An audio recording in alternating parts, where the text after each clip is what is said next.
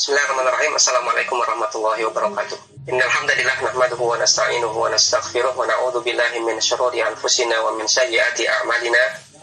Man yahdihillahu fala mudilla lahu wa man yudlil fala hadiyalah. Wa asyhadu an la ilaha illallah wahdahu la syarika lah wa asyhadu anna Muhammadan abduhu wa rasuluhu la nabiyya ba'dah. Allahumma shalli wa sallim wa barik ala nabiyyina Muhammad wa ala alihi wa sahbihi wa man tabi'ahum bi ihsanin ila yaumiddin, amma ba'd. Ikhwafillah rahimani wa rahimakumullah, kita lanjutkan dari lusari kita. Kita masuk bait ke 116. Ibnu Malik mengatakan wasani mubtadan wadal wasfu khobar.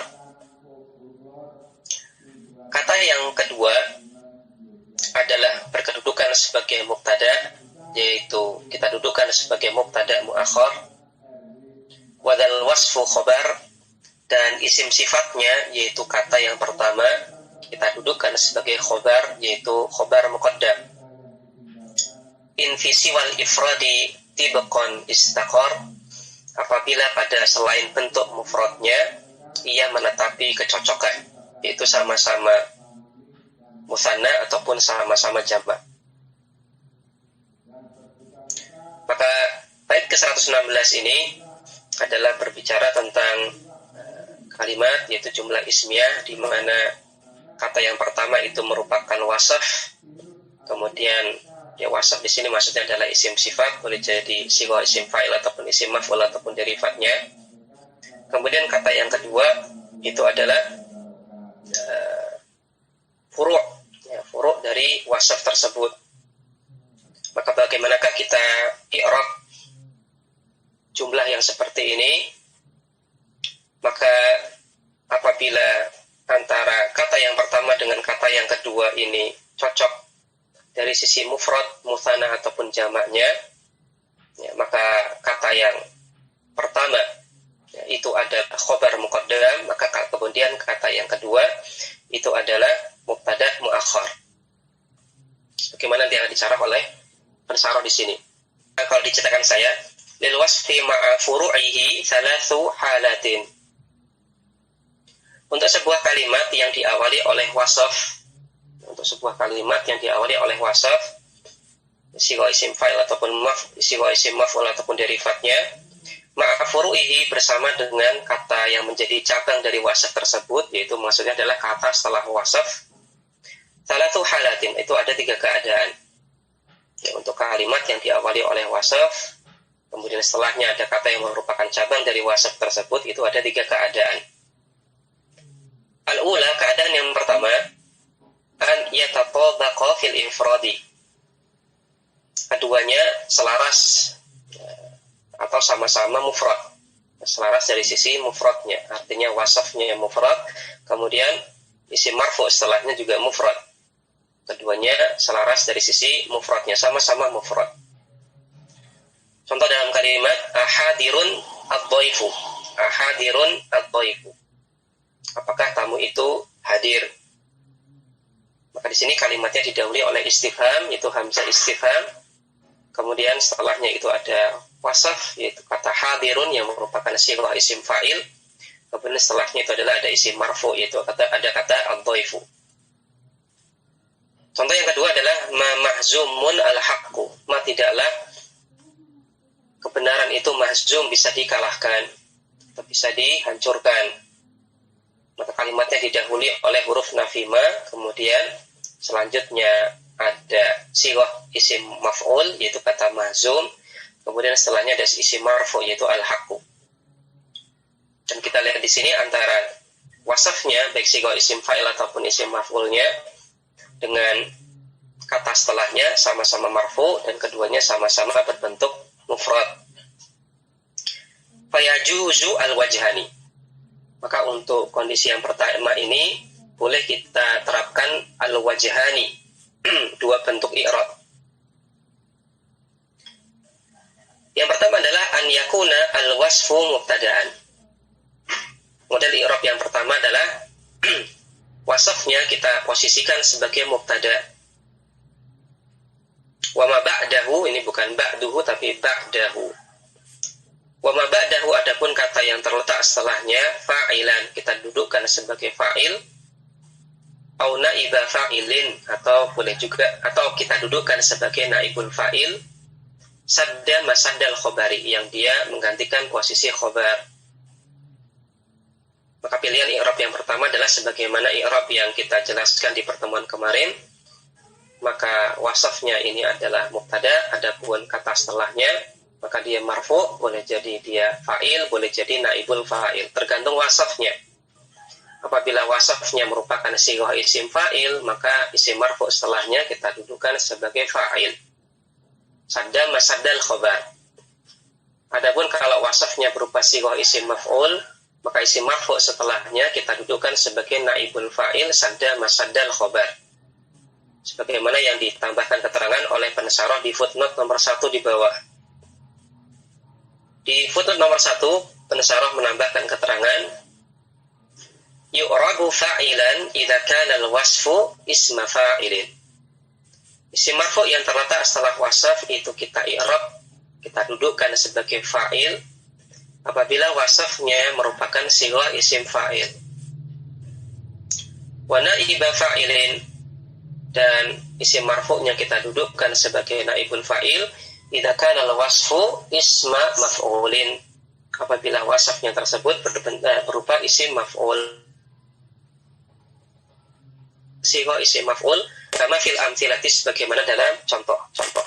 Kembali ke atas, i'rab model yang kedua, an yakuna al-wasfu khabaran muqaddaman wa ma ba'dahu mubtada'an mu'akharan. Wasafnya kita dudukkan sebagai khabar muqaddam. Adapun kata yang terletak setelahnya kita dudukkan sebagai mubtada' mu'akhar. Dan Masyarah mengatakan, wa mahallu jawazil wajhaini, dan keadaan kita boleh mengi'rab dengan dua model i'rab tersebut, boleh bebas milih, boleh model i'rab yang pertama ataupun model i'rab yang kedua. Syaratnya adalah idza lam yamna min ahadihima mani'un, apabila tidak ada satupun penghalang pun yang menghalangi apa yang mencegah kita untuk mengi'rab dengan kedua model i'rab tersebut. Ya, artinya apa? Artinya kalau tidak ada mani, bebas. Jadi, kalau tidak ada alasan yang kemudian mencegah kita ataupun menghalang kita untuk mengi'rab dengan salah satu bentuk i'rab tadi, maka kita boleh bebas memilih mau mengi'rab dengan model pertama ataupun mengi'rab dengan model kedua. Fa'in wujida mani'un, namun apabila dijumpai mani', faktor penghalang yang mencegah kita dari salah satu bentuk i'rab tadi, ta'ayyana al-wajhu al-akharu, maka ta'ayyana haruslah al-wajhu al-akharu, kita gunakan bentuk i'rab yang lain. Ya, artinya kalau nggak ada penghalang maka boleh model pertama, model kedua. Tapi kalau ada penghalang, faktor yang menjadikan kita tidak mungkin untuk mengi'rab dengan salah satu dari kedua model tersebut, ya sudah, kita harus pakai model salah satu dari model kedua model i'rab yang tadi kita bahas, entah nomor 1 entah nomor 2. Kama fi qaulihi ta'ala, contohnya adalah semisal dalam firman Allah Subhanahu wa ta'ala, qala arahibun anta an alihati ya Ibrahim, di surat Maryam 46. Qala, bapaknya Ibrahim mengatakan, apakah engkau membenci sembahan-sembahanku wahai Ibrahim? Maka kata anta di sini pada arahibun anta, kata anta di sini kita dudukkan sebagai fa'ilun sadda masaddal khobari. Kita dudukkan sebagai fa'il sadda masaddal khobar, kama taqaddama, sebagaimana penjelasan yang telah lewat. Wala yu'rabu araghibun khobaran muqaddaman, dan kata araghibun, kata raghibnya di sini tidaklah kita i'rab sebagai khobar muqaddam. Wa anta mubtada'an mu'akharan, dan anta di sini tidak kita i'rab sebagai mubtada' mu'akhar. Di amrain, karena dua alasan. Maka pada araghibun anta di sini ada mani, ada penghalang ataupun faktor yang mencegah kita untuk bebas milih antara model i'rab pertama atau model i'rab kedua. Yang tadi dikatakan oleh pensarah bahwasanya pada ar-raghibun anta di sini nggak mungkin kita i'rab raghib di sini adalah khobar muqaddam kemudian anta mubtada muakhar. Ini nggak mungkin karena ada mani. Apa maninya? Dua alasan tersebut adalah al-awwalu yang pertama, ya, kita perhatikan pada ar-raghibun anta an alihati. Kita perhatikan pada potongan ar-raghibun anta an alihati. Yang tadi kita katakan kita nggak mungkin mengi'rab kata raghib di sini sebagai khobar muqaddam kemudian anta mubtada muakhar. Ini nggak mungkin. Alasannya apa? Alasan yang pertama. Pertimbangan pertama ataupun alasan pertama adalah anna fihi taqdiman wa ta'khiran. Ya. Wal i'rabu al-awwalu laisa fihi taqdimun wa la ta'khirun. Pertimbangan pertama, kalau kita dudukkan kata raghib sebagai khobar, kemudian anta sebagai mubtada, maka di sini ada taqdim wa ta'khir. Ada mendahulukan sesuatu yang harusnya di akhir dan ada mengakhirkan sesuatu yang harusnya didahulukan. Adapun pada i'rab pilihan yang pertama, itu pilihan pertama, itu pilihan di mana wasafnya sebagai mubtada, kemudian isim marfu setelahnya sebagai fa'il atau naibul fa'il, maka di sini tidak ada kasus takdim wa ta'khir. Ini pertimbangan yang pertama. Meskipun kita katakan pertimbangan yang pertama ini bukan manik final, bukan penghalang final, kemudian yang menjadikan kita harus milih salah satu saja dari kedua model i'rab tersebut. Ini bukan manik final, penghalang yang mengakibatkan harus. Ini cuma pertimbangan saja. Karena pada asalnya ketika dalam mengi'rab sebuah kalimat, maka sepanjang memungkinkan bagi kita untuk tidak memunculkan kasus takdim takhir, itu lebih diutamakan. Jadi kalau memungkinkan sebuah kalimat, itu kita i'rab dengan model i'rab normal sesuai dengan susunan normal. Kalau jumlah fi'liyah ya fi'il dulu. Kalau jumlah fi'liyah maka fi'il dulu baru fa'il atau naibul fa'il. Kalau jumlah ismiyah ya mubtada dulu baru khobar. Apabila masih memungkinkan kita i'rab dengan i'rab urutan normal seperti ini, maka itu lebih didahulukan daripada kita harus menggunakan kasus takdim ta'khir. Contohnya pada kasus jumlah fi'liyah, misalkan ini ada maf'ul bih yang muqaddam, maf'ul bih yang dikedepankan daripada fi'ilnya. Pada kasus jumlah ismiyah maka ada khobar yang dikedepankan.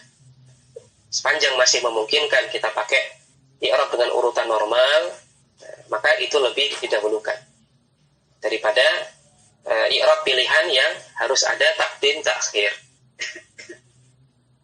Kemudian alasan yang kedua ataupun pertimbangan yang kedua adalah kalau kita dudukkan kata raghib ini sebagai khobar muqaddam dan anta sebagai mubtada muakhar, maka yalzamu alaihi al-faslu bainal amil wal ma'mul. Maka mengharuskan atau berkonsekuensi adanya pemisah antara amil dan ma'mulnya. Apa maksudnya? Maksudnya adalah wadhalika, dan hal tersebut adalah karena potongan an alihati, potongan ayat an alihati ini dia statusnya adalah ya dia jar majrur, ya ada huruf jar an, kemudian ada isim majrurnya itu alihati. Dan ingat jar majrur ini butuh muta'alaq. Dia pasti punya muta'alik dengan sesuatu, punya kaitan makna dengan kata sebelumnya. Nah, kata an alihati di sini, susunan kata an alihati di sini dia muta'alliqun bil khobar ar-raghibun. Dia punya kaitan makna dengan kata yang berkedudukan sebagai, ya kalau kita andaikan sebagai khobar. Ya, tadi kalau kita andaikan raghibnya ini khobar, kemudian antanya sebagai mubtada, ya, kemudian an alihati, maka alihati di sini dia punya muta'allaq, ya, punya kaitan makna, dan kaitan maknanya dengan raghib. Dan di sini kita andaikan kita dudukan sebagai khobar. Padahal raghib sendiri di sini dia ma'mul lah. Dia ma'mul. ma'mul dari anta, karena tadi kita katakan anta di sini mubtada'nya. Maka apabila kita andaikan raghibnya ini adalah khabar muqaddam, kemudian anta mubtada, kemudian an alihati ini susunan jar majrur, dan dia punya kaitan maknanya bukan dengan anta tapi dengan raghib, maka konsekuensinya adalah faqad fasala bainahuma bi ajnabiyyin wa huwa al mubtada'u anta. Maka antara kata an alihati dengan kata raghib, an alihati ini dia jar majrur, punya muta'alliqun, punya kaitan makna dengan raghib, maka antara kata raghib dengan an alihati itu dipisahkan dengan ajnabiyin, dengan kata yang ini ajnabi. Maksudnya apa? Maksudnya kata ajnabi ini adalah kata yang tidak punya kaitan hubungan kalau dibandingkan dengan tadi jar majrur dengan muta'alliqnya. Maka kata anta, ar-raghibun anta an alihati, anta di sini dia pemisah antara jar majrur dengan muta'allaqnya. Maka anta ini ajnabi. Kenapa anta di sini dianggap ajnabi? Wa inna makana ajnabiyan, kata anta di sini dianggap ajnabi di annal khabara laisa amilan fil mubtada. Karena yang namanya khabar itu bukan amil untuk mubtada. Yang namanya khabar itu bukan amil dari mubtada. Sedangkan susunannya khabar dulu baru mubtada. Maka di sini dianggap khabar itu amil dari mubtada. Maka ini adalah kedua faktor atau kedua pertimbangan yang membuat kita untuk tidak pakai i'rab model kedua. Bikhilafi kauni anta fa'ilan. Ini berbeda halnya apabila kita statuskan kata antanya di sini bukan sebagai mubtada muakhar tapi kita statuskan sebagai fa'il. Maka apabila kita statuskan antanya di sini sebagai fa'il, maka betul antanya ini merupakan ma'mul dari kata raghibun. Ma'mul dari sighah isim fa'il raghib. Falam yufsal bi ajnabiyin. Dan tidak dipisahkan oleh kata yang statusnya ajnabi. Wa innama fusila bi ma'mulihi. Tetapi dipisahkan oleh ma'mulnya. Ya, apabila kita pakai model i'rab yang pertama di mana raghib ini adalah mubtada, kemudian anta di sini adalah fa'il sadda masadal khabar dari kata raghib, maka antara raghib dengan an alihati ini tidak dipisahkan oleh sesuatu yang ajnabi, namun dipisahkan oleh sesuatu yang dia merupakan ma'mul dari kata raghib. Maka ini adalah dua alasan atau dua pertimbangan yang bisa kita jadikan untuk tidak menggunakan model i'rab yang kedua, tapi kita gunakan model i'rab yang pertama, di mana isim sifatnya kita dudukkan sebagai mubtada, kemudian isim marfu setelahnya kita dudukkan sebagai fa'il sadda masadal khabar ataupun naibul fa'il sadda masadal khabar. Maka itu adalah keadaan yang pertama, di mana antara sighah isim antara isim sifat dengan isim marfu setelahnya sama-sama mufrad. Kita baca sekarang keadaan yang kedua. Al-halatu ats-tsaniyatu, keadaan yang kedua. An yatatabaqa tasniyatan aw jam'an. Keadaan yang kedua adalah di mana isim sifat dengan isim marfu yang terletak setelahnya tersebut yatatabaqa, keduanya selaras sesuai tasniyatan aw jam'an, baik dalam masalah bentuk musanna ataupun jamaknya, sama-sama musanna atau sama-sama jamak. Nahwu contohnya dalam kalimat afaizanil muhammadani. Apakah kedua orang yang bernama Muhammad tersebut lulus atau berhasil atau menang? Maka antara sighah isim fa'il faizani dengan isim marfu setelahnya al-muhammadani sama-sama berbentuk musanna. Kemudian afaizuna al-Muhammaduna, apakah orang-orang yang bernama Muhammad itu menang? Maka antara sighah isim fa'il yaitu faizun, kemudian isim marfu setelahnya al-Muhammadun, ini sama-sama berbentuk jamak. Maka apabila keadaannya seperti ini, wa yata'ayyanu an yakuna al-wasfu khabaran muqaddaman wa ma ba'dahu mubtada'an mu'akhkharan.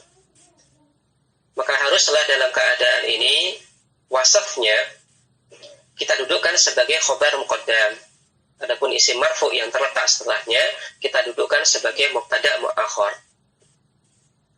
Wala yajuzu i'rabul wasfi mubtada'an, dan tidak boleh untuk mengi'rab wasaf tersebut kita dudukkan sebagai mubtada'. Kenapa demikian? Li'annahu bimanzilatil fi'li. Karena ingat, yang namanya wasaf itu adalah seperti fi'il. Wal fi'lu yatajarradu an alamati tafniyati wal jam'i. Nah, dan fi'il ini terbebas dari tanda musanna dan jamak. Alal afsahil lughatain, menurut dialek yang paling fasih dari dua dialek. Kama sayati Allah fi babil fa'ili, sebagai fa'il. Ya, maka di sini dengan pertimbangan bahwasanya sighah isim fa'il ataupun sighah isim maf'ul, atau kita bahasakan dengan bebas, isim sifat itu dia punya keserupaan yang kuat dengan fi'il, dan juga mengingat ya, fi'il ini tidak menerima tanda musanna ataupun tanda jamak ketika dia dipakai dalam jumlah fi'liyah. Jadi kalau kita jumpai, kalau kita ingat pembahasan jumlah fi'liyah, maka ingat yang namanya fi'il tetap dalam keadaan bentuk mufrad. Nah, tidak peduli apakah fa'ilnya atau naibul fa'ilnya berbentuk musanna ataupun jamak. Nah, di sini apabila kita jumpai sebuah jumlah ismiyah kok diawali oleh wasaf. Diawali oleh wasaf, dan tadi kita katakan yang namanya wasaf, isim sifat, sighah isim fa'il atau isim maf'ul ini sangat amat mirip dengan fi'il. Maka ini jumlah ismiyah yang diawali oleh wasaf ini mirip dengan jumlah fi'liyah. Artinya jumlah ismiyah yang diawali oleh wasaf ini mirip dengan jumlah fi'liyah. Artinya apa? Artinya wasaf tersebut harus dalam keadaan mufrad. Tidak peduli apakah isim marfu setelahnya berbentuk musanna ataukah jamak. Nah, kalau seandainya wasaf tersebut kok tidak berbentuk mufrad, tadi contohnya berbentuk musanna ataupun berbentuk jamak, begitu pula dengan isim marfu yang terletak setelahnya, maka wasaf tersebut tidak mungkin kita dudukkan sebagai mubtada. Tidak mungkin kita dudukkan sebagai mubtada, tapi kita dudukkan sebagai khobar. Karena tadi syarat wasaf yang kita dudukkan sebagai mubtada, maka dia harus mufrad.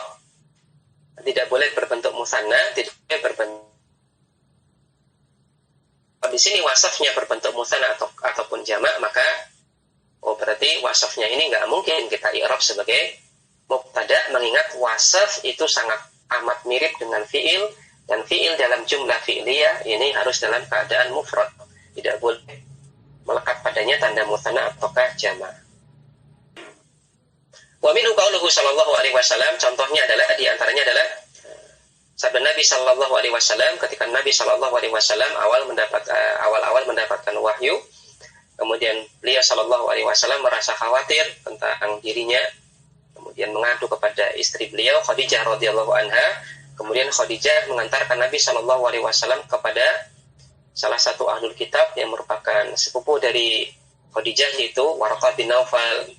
Kemudian Waraqah bin Naufal membenarkan tentang wahyu yang datang kepada Nabi Muhammad SAW. Kemudian beliau mengatakan bahwasanya Nabi SAW akan diusir oleh kaumnya sendiri. Maka Nabi SAW pun berkata kepada Waraqah bin Naufal, "Awa mukhrijiyahum, apakah mereka akan mengusirku?" Ya, awa mukhrijiyahum. Maka di sini kata mukhrijiyah adalah khobar muqaddam, kemudian kata humnya di sini adalah mubtada muakhar. Tadi kita baca bahwasanya di antara contoh untuk kasus ini adalah sabda Nabi Shallallahu Alaihi Wasallam, awa mukhrijiyahum. Coba kita lihat penjelasan lebih lanjut dari pensyarah di footnote nomor 1. Hada juz'un min hadithi Aisyah radhiyallahu anha fi bad'il wahyi. Ini merupakan potongan hadis yang diriwayatkan oleh Aisyah radhiyallahu anha berkenaan tentang awal turunnya wahyu kepada Nabi Muhammad sallallahu alaihi wasallam. Wa fihi, dan di dalam hadis tersebut terdapat kalimat atau terdapat cerita. Faqala Waraqah ibni Naufal, maka Waraqah bin Naufal mengatakan kepada Nabi sallallahu alaihi wasallam, laitani akunu hayyan id yukhrijuka qaumuka. Duh, seandainya aku hidup ketika kaummu sendiri mengusirmu. Faqala Rasulullah sallallahu alaihi wasallam, maka Rasulullah sallallahu alaihi wasallam pun bersabda, awa mukhrijiyahum, apakah mereka akan mengusirku? Qala, maka Waraqah bin Naufal mengatakan, na'am, ya.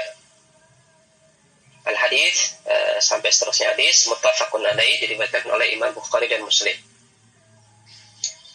Maka di sini ada kata mukhrijiyahum, mukhrijiyah. Kata mukhrijiyah asalnya adalah mukhrijuna. Jam'u mukhrijin merupakan bentuk jamak dari kata mukhrijun minal ikhraji, yaitu dari kata al-ikhraj. Jadi akhraja yukhriju ikhrajan. Mukhrijun mukhrajun. Kata mukhrijuna ini kita hapus, maka menjadi mukhriju sama ya mutakallim. Maka di sini mukhrijuna kita idhofahkan ke ya mutakallim, maka jamak mudzakkar salim apabila dia mudhof maka nunnya hilang, maka menjadilah mukhriju plus ya mutakallim. Maka ada dua sukun ketemu, yaitu sukun pada waw mukhriju, kemudian sukun pada ya mutakallim. Fajtama'at wawun sakinatun wa ya'un, maka bertemulah waw yang bersukun dan ya yang bersukun. Fa ubdilatil wawu ya'an, maka kemudian waw yang bersukun tersebut ubdilat, diganti dengan huruf ya. Maka di sini ketemulah dua ya yang bersukun, ya, karena tadi wawnya sudah diganti ya, ya-nya sukun juga, maka kedua ya bersukun ketemu. Wa udghimat fil ya, kemudian ya yang bersukun ini diidghamkan ke ya mutakalim yang juga bersukun. Wa ubdilatil dhammatul lati qabla al-wawi kasratan, kemudian digantilah dhammah yang terletak sebelum waw, kan aslinya mukhriju, maka jimnya dhammah, maka dhammahnya di sini diganti kasrah, takmilan di takhfif, sebagai penyempurna untuk meringankan pengucapan, maka menjadi mukhriji. Karena diidghamkan antara ya sukun dengan ya sukun satunya mutakallim, ya mutakallim, maka harokatnya fathah, mukhrijiyah. Dan mukhrijiyah di sini khobarun muqaddamun, berkedudukan sebagai khobar muqaddam. Wa huwa mubtada'un muakhkharun, adapun kata hum di sini berkedudukan sebagai mubtada' muakhkhar. Ya, awa mukhrijiyahum, maka mukhrijiyah di sini khobar muqaddam, humnya mubtada' muakhkhar. Kembali ke atas, al-halah ats-tsalitsah, al-halatu ats-tsalitsah, keadaan yang ketiga, an yakuna al-wasfu mufradan wa ma ba'dahu musannan aw jam'an.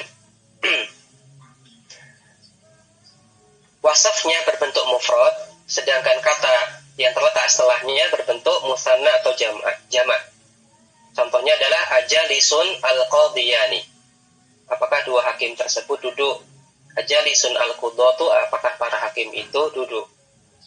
Maka di sini kalimatnya diawali oleh istifham, yaitu huruf istifham hamzah, kemudian setelahnya itu ada wasaf berupa sighah isim fa'il, yaitu kata jalisun, berbentuk mufrad. Adapun kata setelahnya berbentuk mutsanna ataupun jamak. Al-qadiyani berbentuk mutsanna, al-qudatu berbentuk jamak. Maka apabila kondisinya seperti ini, fayata'ayyanu an yakuna al-wasfu mubtada'an, Maka dalam kondisi ini wasafnya harus kita dudukkan sebagai mubtada. Wa ma ba'dahu fa'ilan sadda masaddal khobar. Adapun kata selanjutnya kita dudukkan sebagai fa'il sadda masaddal khobar. Wala yu'rabu khobaran muqaddaman, dan tidak kita i'rab sebagai khobar muqaddam li faqdi syartil mubtada'i wal khobari, karena adanya gugur karena tidak adanya syarat mubtada dan khobar, karena gugurnya syarat mubtada khobar. Apa syarat mubtada khobar yang gugur di sini? Wa huwa at-tatabuqu fi tathniyah wal jama', yaitu kesesuaian atau keselarasan dari sisi musanna dan jamaknya. Maka intinya, apabila kita jumpai sebuah jumlah ismiyah, dia diawali oleh wasaf. Ya, apabila wasafnya di situ bentuknya mufrad, maka wasafnya tersebut kita i'rab sebagai mubtada. Tapi kalau wasafnya di situ tidak berbentuk mufrad, berbentuk musanna ataupun jamak, maka wasafnya tersebut tidak mungkin kita i'rab sebagai mubtada. Itu kurang lebih inti dari pembahasan dari keadaan yang pertama, keadaan yang kedua, dan keadaan yang ketiga. Wa hada makna qaulihi, maka ini adalah makna perkataan Ibnu Malik, wa tsani mubtadan, dan seterusnya. Ai maksudnya adalah wa tsani wa huwa ma ba'dal wasfi mubtadaun. Kata yang kedua yaitu kata yang terletak setelah wasaf mubtadaun, berkedudukan sebagai mubtada. Wal wasfu, adapun wasafnya yang merupakan kata pengawal kalimat, khobarun anhu, kita dudukkan sebagai khobar darinya, muqaddamun alaihi, dikedepankan. In tatabaqa fi ghairil ifradi wa huwa at-tathniyatu wal jam'u.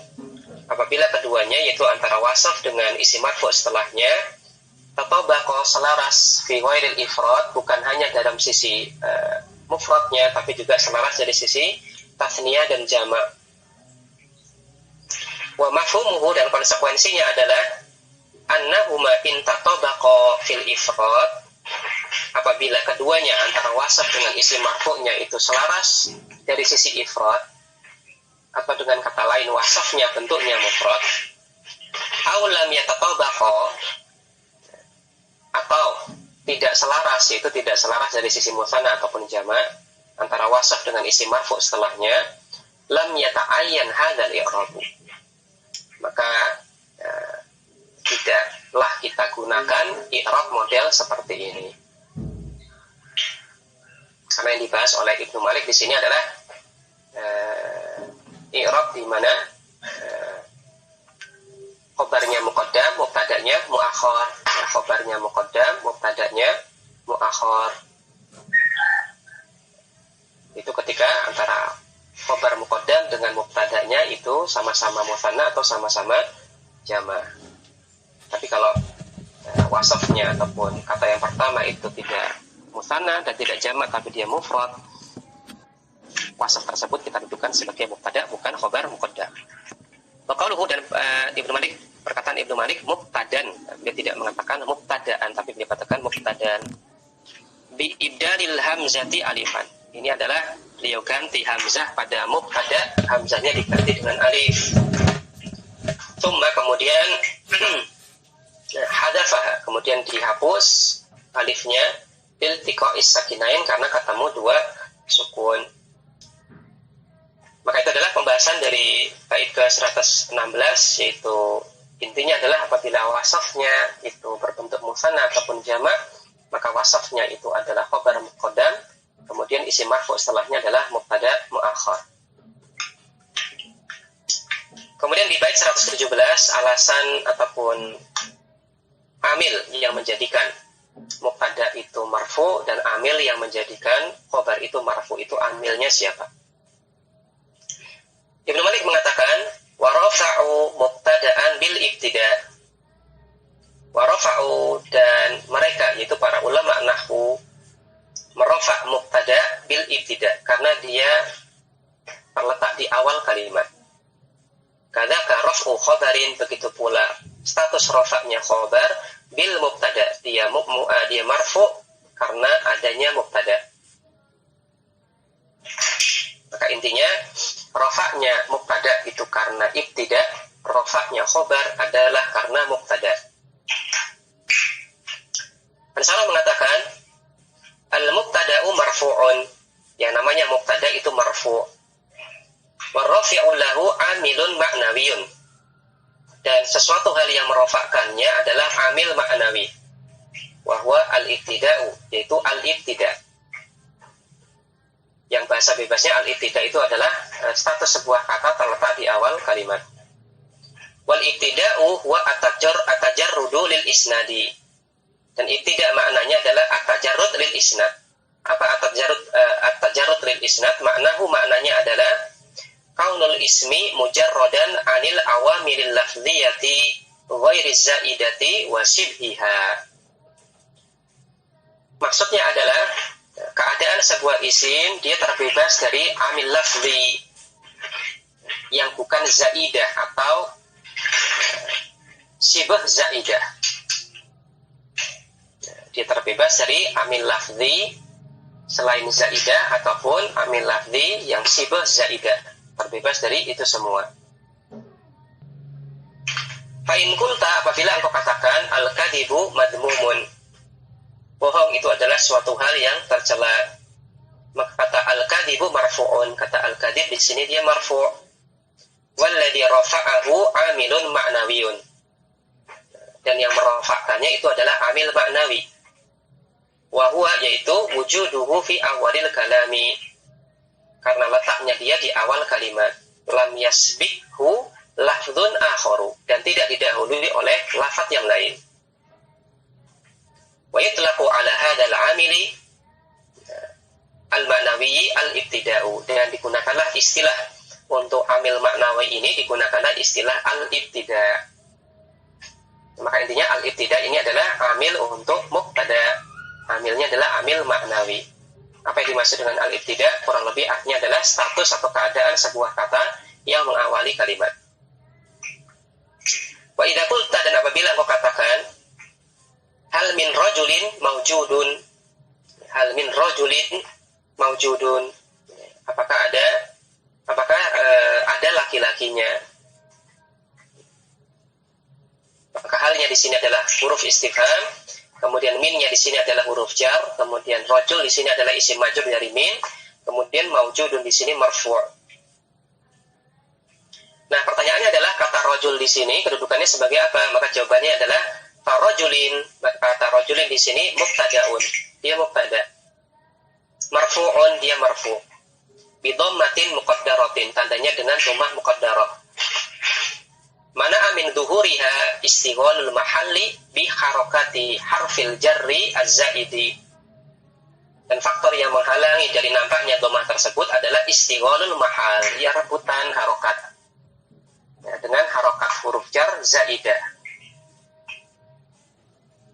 Ya, karena pada min rajulin, minnya adalah min huruf jar zaidah, dan huruf jar zaidah ya, ini dia zaidah fit taukid, fit takkid, dia fungsinya adalah menambahkan penegasan kalimat. Artinya apa? Artinya kalau dihilangkan nggak masalah, kalimatnya masih sempurna. Al-rajulun maujud, nggak masalah. Maka minnya di sini adalah huruf jar zaidah.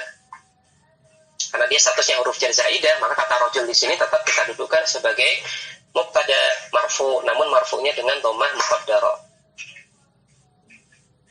Wal amilu fihi al-ibtida', dan amil yang menjadikan kata rajul di sini dia sebagai mubtada adalah al-ibtida', karena dia terletak di awal kalimat. Meskipun di sini sebenarnya awal kalimatnya ada huruf hal, kemudian ada huruf jar min, tapi mereka statusnya huruf.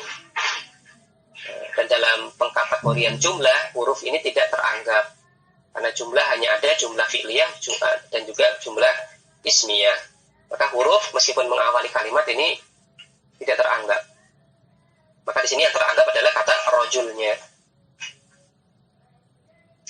Wala atharu lil harfi min, dan tidak ada pengaruhnya sama sekali adanya huruf jar min. Li'annahu harfu jarrin zaidun, karena minnya di sini dia huruf jar zaidah. Fahuwa mutajarridun anil awamili al asliyah, dan kata rajul di sini dia terbebas dari amil lafzi yang asli. Memang betul ada amil lafzi, tapi amil lafzinya zaidah, amil zaidah saja, bukan amil asli, maka nggak masalah. Tetap kita dudukkan kata rajul di sini sebagai mubtada. Wa idza qulta, apabila engkau katakan rubba rajulin qaimun, ya, banyak atau sedikit laki-laki yang berdiri. Maka rubba di sini huruf jar, kemudian kata rajul di sini majrur karena rubba, kemudian qaimun marfu'. Maka kata rajul di sini tetap kita dudukkan sebagai mubtada. Kama taqaddama, sebagaimana penjelasan yang telah lewat. Itu di contoh yang pertama. Yaitu hal min rajulin mawjud. Wal amilu fihi al-ibtida, dan amil untuk kita statuskan kata rajul di sini sebagai mubtada, amilnya adalah al-ibtida. Karena dia terletak di awal kalimat. Wala athar lil harfi rubba, dan tidak ada efek sama sekali dari huruf rubba. Karena rubba di sini adalah huruf jar. Li'annahu harfu jarrin syabihun bizaid, karena rubba di sini dia huruf jar yang mirip dengan huruf jar zaidah. Ya, intinya di sini karena dia huruf, dan tadi kita katakan huruf dalam kategori yang jumlah itu tidak teranggap, tidak ada jumlah harfiah. Maka di sini kita lihat kata setelah huruf. Oh, kata setelah huruf itu isim. Maka jumlahnya jumlah ismiyah. Dan pada asalnya isim yang mengawali jumlah ismiyah itu adalah mubtada. Berkaitan tentang amil, di footnote nomor 1 penulis pensyarat mengatakan al-amilu salah satu anwa'in. Yang namanya amil itu ada 3 jenis. Yang pertama adalah asliun, amil asli. Wa huwa ma la yustaghna anhu. Amil asli itu adalah amil yang tidak bisa dihilangkan dari kalimat. Kalau dia dihilangkan dari kalimat, kalimatnya rusak. Contohnya adalah ada watun nasbi wal jazmi. Contohnya adalah alat penasab dan alat penjazm. Wa ba'du hurufil jari, dan sebagian huruf jar. Ya, alat penasab, alat penjazm, mayoritas mereka statusnya huruf, ya, mayoritas mereka statusnya huruf, dan mereka memiliki makna-makna sendiri. Ya, lan artinya tidak akan pernah, kemudian lam artinya tidak, lama artinya belum, dan seterusnya. Maka apabila sebuah kalimat mengandung alat penasab atau penjazam ini, kemudian kok penasab penjazamnya dihilangkan, maka merusak kalimat. Maka ini menandakan bahwasanya dia merupakan amil asli. Kemudian yang kedua adalah zaidun, amil zaidah. Wa huwa ma yustaghna anhu, yaitu amil yang yustaghna anhu, bisa dihilangkan dari kalimat dan kalimatnya masih sempurna, tidak merusak kalimat. Mungkin hanya ada penekanan yang berkurang saja dari kalimat tersebut.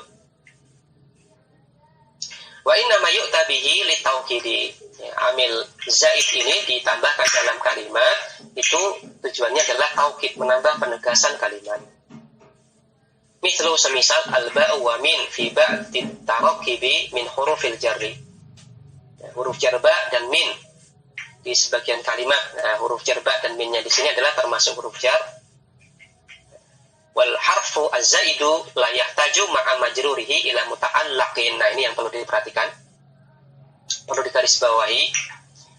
Yang namanya huruf zaidah, terutama huruf jar zaidah, itu dia tidak antara dia dengan isim majrurnya la yahtaju, tidak membutuhkan ila muta'allaqin, kepada muta'allaq. Huruf jar zaidah bersama isim majrurnya itu tidak butuh muta'allaq. Ini berbeda dengan huruf jar asli. Kalau huruf jar asli bersama isim majrurnya butuh muta'allaq. Contohnya tadi ar-raghibun anta an alihati ya Ibrahim. Maka an alihati di susunan jar majrur dia butuh muta'allaq. Muta'allaqnya adalah raghib. Tapi kalau huruf jarnya zaidah, antara dia dengan isim majrurnya tidak butuh muta'allaq, bebas dia. Tidak perlu kita cari kata yang punya kaitan makna dengan huruf jar zaidah dengan isim majrurnya tersebut. Kemudian yang ketiga adalah sabihun bizaid, amil yang sabih bizaid, yang mirip dengan amil zaidah. Jadi 50-50, dia amil asli tapi juga amil zaidah. Maka dinamakan syabih bizaid. Wa huwa malahu ma'nan khasun, yaitu amil yang dia memiliki makna tersendiri. Dia memiliki makna tersendiri. Kata ini maknanya ini, dia punya makna tersendiri, bukan hanya sekedar makna tauhid. Wa laisa lahu muta'allaqun, namun dia tidak punya muta'allaq. Wa hadzal naw'u khasun bi ba'di hurufil jar, dan amil jenis ini adalah khusus berlaku pada sebagian huruf jar. Contohnya adalah kata rubba. Maka kata rubba, maka dia amil syabih bizaid. Kenapa dinamakan syabih bizaid? Yang pertama adalah ditinjau dari maknanya, dia punya makna sendiri, bukan menunjukkan makna tauhid. Rubba artinya banyak atau sedikit, punya makna sendiri, maka mirip dengan amil asli. Namun kalau ditinjau dari dia tidak butuh muta'allaq, maka ini mirip dengan amil zaid. Karena rubba dengan isim majrurnya tidak butuh muta'allaq. Maka itu adalah 3 jenis amil. Ditinjau dari gimana kalau kita hilangkan dalam kalimat, apakah merusak kalimat atau tidak. Maka yang pertama adalah amil asli, maka dia kalau dihilangkan merusak kalimat. Kemudian yang kedua adalah amil zaid, maka kalau dihilangkan tidak merusak kalimat, cuman ada makna penekanan yang mungkin hilang. Dan amil zaid dengan isim majrurnya tidak butuh muta'allaq. Kemudian yang ketiga adalah amil syabih bizaid, maka apabila dia dihilangkan dari kalimat maka ini merusak kalimat. Merusak kalimat, cuman kalau dilihat dari butuh muta'allaq atau tidak, maka dia tidak butuh muta'allaq. Kembali ke atas. Amal khabaru fa'amil raf'i fihi wal mubtada. Adapun untuk khabar, maka amil rafa'nya itu adalah mubtada. Bahwa amilun lafziyun, maka amilnya adalah amil lafzi. Wa hadha makna qawlihi, maka ini adalah makna perkataan Ibnu Malik, wa rafa'u ila akhirih. Ai maksudnya adalah hakaman nahwiyun, para ulama ahli nahwu menghukumi bi raf'il mubtada'i bi amilin maknawiyin. Rafa'nya mubtada gara-gara amil maknawi. Wa huwal ibtida'u, yaitu al-ibtida', yaitu letak kata tersebut di awal kalimat. Artinya apa?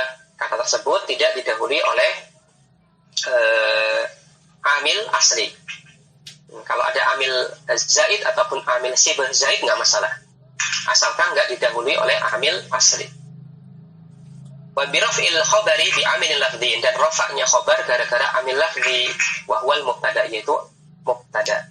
Maka ringkasnya, amil untuk mubtada itu adalah amil maknawi, yaitu al-ibtida, sedangkan amil untuk khabar, rafa'nya khabar itu adalah amil lafdhi, yaitu adanya mubtada. Sekian kurang lebihnya, mohon maaf. Wassallallahu ala nabiyina Muhammad wa ala alihi wa sahbihi wasallam. Subhanakallahumma wa bihamdik, asyhadu an la ilaha illa anta, astaghfiruka wa atubu ilaik. Assalamualaikum warahmatullahi wabarakatuh.